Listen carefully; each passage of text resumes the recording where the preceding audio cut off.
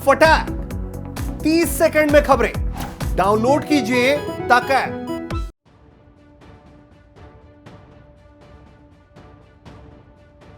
पड़ोसी मुल्क पाकिस्तान खून के आंसू रोने वाला है क्योंकि भारत और फ्रांस ने मिलकर पूरी तरह से पाकिस्तान को बेचे जाने वाले हथियारों की बिक्री पर ही रोक लगाने का सटीक प्लान तैयार कर लिया है। और इसके लिए भारत ने पहला कदम उठाते हुए फ्रांस से कहा है कि पाकिस्तान को ईयू यानी यूरोपीय यूनियन न बेचे कोई हथियार।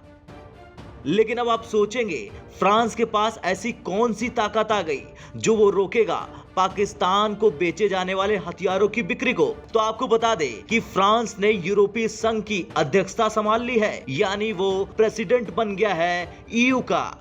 और आ गई है फ्रांस के हाथ में अब पावर, और इस पावर से फ्रांस दुनिया के 27 देशों के सामने किस तरीके का मुद्दा रखना है वो तय करेगा, और उसी पर होगी बहस जिस मुद्दे को फ्रांस अनुमति देगा। द इकोनॉमिक्स टाइम्स में छपी खबर की माने तो भारत ने ऑफिशियली फ्रांस को एडवोकेट बनने का एक मौका दिया है और उन्हें सारी डिटेल्स दी है कि किस कारण पाकिस्तान को हथियारों की बिक्री नहीं करनी चाहिए ईयू को। बता दे फ्रांस भारत का वो पक्का देश है जिसने भारत को काफी पहले ही ये आश्वासन दिया था कि वो संवेदनशील हथियार प्रणालियों को पाकिस्तान को हस्तांतरित नहीं करेगा, और चीन के साथ सीमा टकराव के बीच भी वो भारत के साथ कंधे से कंधा मिलाकर खड़ा रहेगा। भारतीय पक्ष ने फ्रांस को पाकिस्तान द्वारा समर्थित आतंकवाद से संबंधित गतिविधियों के बारे में जानकारी साझा की, विशेष रूप से जम्मू और कश्मीर में और यूरोपीय राज्यों द्वारा हथियार बेचे जाने की संभावना के बारे में जानकारी साझा की, जो जम्मू कश्मीर को लक्षित करने वाले आतंकवादी कैडरों को अपना रास्ता खोज रहे थे। नियंत्रण रेखा के पार से भेजे जा रहे आतंकवादियों से विदेशी हथियार बरामद होने के कई उदाहरण हैं।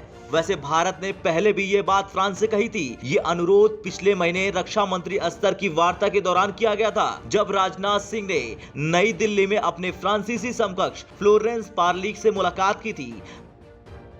फ्रांसीसी प्रतिनिधि मंडल को एक गैर कागज भी सौंपा गया था जिसमें पाकिस्तान में राज्य और गैर राजनेताओं के कामकाज पर गहरी चिंता व्यक्त की गई थी। पाकिस्तान का मानव अधिकार रिकॉर्ड भी भारत नहीं उठाया था।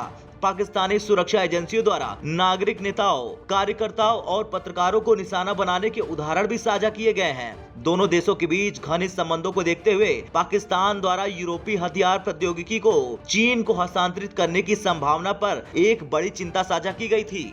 चीन अब तक पाकिस्तान का रक्षा प्रणालियों का सबसे बड़ा आपूर्तिकर्ता है, जिसमें लड़ाकू जेट, युद्धपोत और पनडुब्बी शामिल है। इसके बाद रूस आता है, लेकिन हाल के सालों में मॉस्को द्वारा किसी भी अत्याधुनिक हथियार प्रणाली की आपूर्ति पाकिस्तान को नहीं की गई है।